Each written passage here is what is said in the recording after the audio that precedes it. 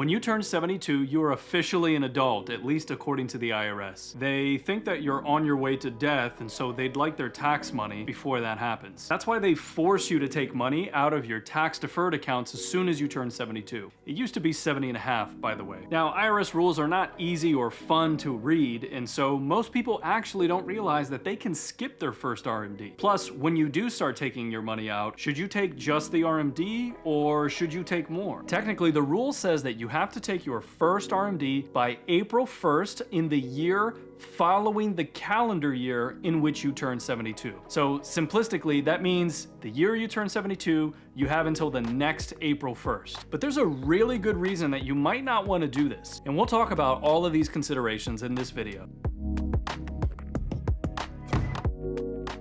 So your first point of decision comes at your age 72. Technically, you're already RMD eligible at that time, but the IRS says you can wait till April 1st of the next year. Why? Well, they want to give you enough time to be able to get your financial affairs in order, because RMDs generally come with a hefty tax bill. That is the whole point, after all. Money that comes out of your pre-tax account and count towards your RMDs are fully taxable in the year that they come out. You'll have an RMD every single year thereafter, as long as you have money inside traditional retirement accounts. So you're allowed to defer your first one to the following year. You also have an RMD that next year because you'll be turning 73. So what happens if you wait on that first one? Your first RMD gets taken in April, and then you have that year's RMD that has to come out before the end of the year. So that's basically 2 RMDs in the same year, and all of that money counts towards your taxable income. So by waiting that little bit until the following year for the first one, you might actually be inadvertently pushing yourself into a higher tax bracket. Remember, your FERS pension is fully taxable, and so is likely most of your Social Security. So then everything that comes out of traditional accounts stacks on top of that. And if your spouse is the same age and you're doing the same thing, you might have 4 distributions, all lump sums,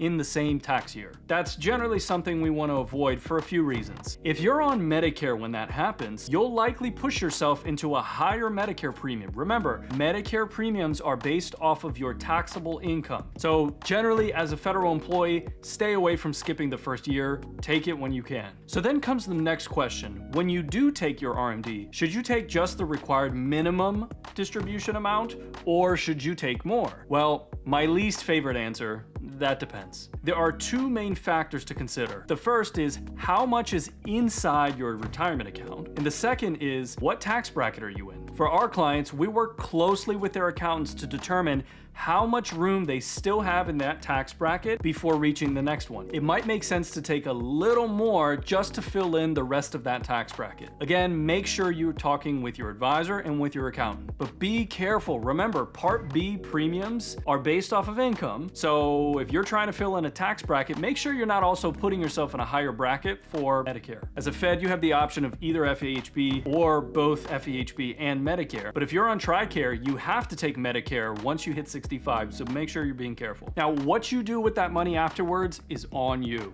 We recommend that people pay their taxes once it comes out of their retirement account. Go ahead and withhold taxes for federal, go ahead and withhold taxes for state. You don't want to have to worry about that later. Most retirement accounts allow you to do this, so it shouldn't be a problem, except the TSP. TSP won't do state taxes, so make sure you remedy that. So the net amount that comes to you after taxes, you can spend it, make sure your retirement account allows for it, or you can reinvest it back into a taxable account. The IRS does not allow you to put it back into a tax-deferred account. So this can either go into an individual account, a joint account, a trust, similar types like that. The bottom line is you really want to try to not get pushed into a corner of having to take really high RMDs and paying more taxes than you'd had to. So you have to do careful planning from the time you retire until you are RMD age. If you need help with this, visit our website, talk to one of our advisors, we'd be happy to help. And one of the ways we help our clients avoid this problem altogether is through Roth conversions. And so this video that's right up on the screen right now will talk all about how we do that. Make sure you check that one out. And until next time, stay wise and stay wealthy.